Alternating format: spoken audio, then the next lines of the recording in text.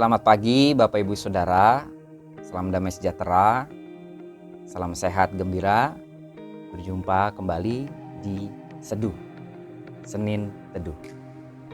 Bapak Ibu Saudara yang dikasih Tuhan, orang Kristen seringkali paham dengan istilah doa adalah nafas hidup orang Kristen. Ya, mungkin Bapak Ibu sering sekali mendengar istilah ini. Doa adalah nafas hidup orang Kristen. Ini berarti kan bicara terkait dengan doa yang menjadi bagian penuh kehidupan orang Kristen. Orang tidak berdoa, ya berarti tidak punya nafas. Gitu ya. Namun kita bisa menghayati ataupun melihat di dalam kehidupan kita sehari-hari, kalau doa adalah nafas hidup orang Kristen, seringkali mungkin Bapak Ibu bisa bertanya ataupun melihat pengalaman yang Bapak Ibu miliki. Kalau dalam sebuah persekutuan ataupun di dalam sebuah pertemuan, ketika diminta untuk berdoa, apa perasaan dari Bapak Ibu? Mungkin bisa jadi, oh enggak deh, saya belum bisa. Atau, oh kesana aja deh, Bapak itu aja atau Ibu itu aja yang berdoa. Saya kata-katanya tidak bagus. Nah, seringkali itu terjadi.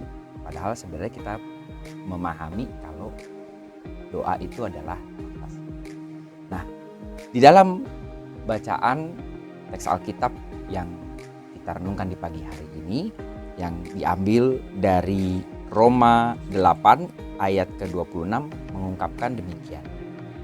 Demikian juga Roh membantu kita dalam kelemahan kita, sebab kita tidak tahu bagaimana sebenarnya harus berdoa. Tetapi Roh sendiri berdoa untuk kita kepada Allah dengan keluhan-keluhan yang tidak terucapkan.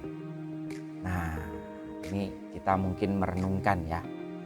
Kali kita malu ataupun kita takut, kita grogi untuk berdoa di hadapan orang banyak. Mungkin itu hal yang wajar. Namun tentunya ketika itu terus menjadi alasan untuk kita tidak bisa mendoakan orang lain, ini menjadi masalah. Dan firman Tuhan justru memberikan kekuatan. Kalaupun kita berdoa, Bapak Ibu Saudara, ternyata itu bukan karena kekuatan, kepintaran kita untuk menyusun kata-kata.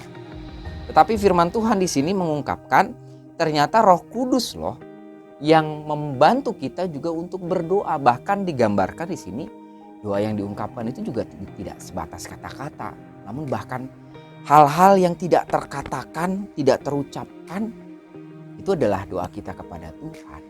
Maka sebenarnya kita dibantu, ditolong untuk senantiasa bisa berkomunikasi dengan Tuhan. Bukan karena kekuatan kita sendiri. Sehingga untuk kita bisa berdoa, untuk kita bisa mungkin mendoakan orang lain, maka kita harus meyakini bahwa ketika kita berdoa, ada Roh Kudus yang menolong kita, ada Roh Kudus yang menuntun kita untuk kita bisa berkomunikasi dengan Tuhan, bahkan mungkin mendoakan orang lain. Walaupun mungkin kata-katanya sederhana, walaupun tidak sebagus orang lain, namun yakinlah setiap doa yang terkeluar ataupun doa yang kita ungkapkan baik dalam hati, itu semua adalah pekerjaan Roh Kudus. Maka Bapak Ibu Saudara yang dikasih Tuhan, di pagi hari ini kita diingatkan oleh firman Tuhan untuk meyakini kuasa Roh Kudus yang hadir dalam kehidupan doa kita. Sehingga kita terus senantiasa bisa berkomunikasi dengan Tuhan apapun keterbatasan yang kita miliki. Jadi teruslah dan tetaplah berdoa dengan yakin bahwa Roh Kudus senantiasa menuntun dan menolong kita. Mari Bapak Ibu Saudara, kita bersatu di dalam doa. Mari kita berdoa.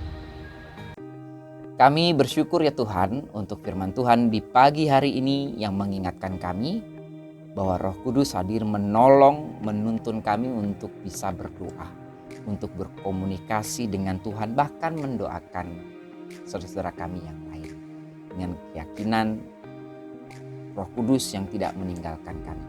Maka kiranya kami akan terus hidup dalam doa. Kehidupan kami yang mempraktekkan doa.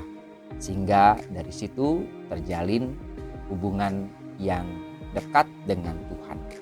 Engkau yang akan senantiasa menolong kami di tengah-tengah keterbatasan kami. Inilah kami ya Tuhan, kami berserah. Dalam nama Tuhan kami Yesus Kristus, kami berdoa dan mengucap syukur. Amin.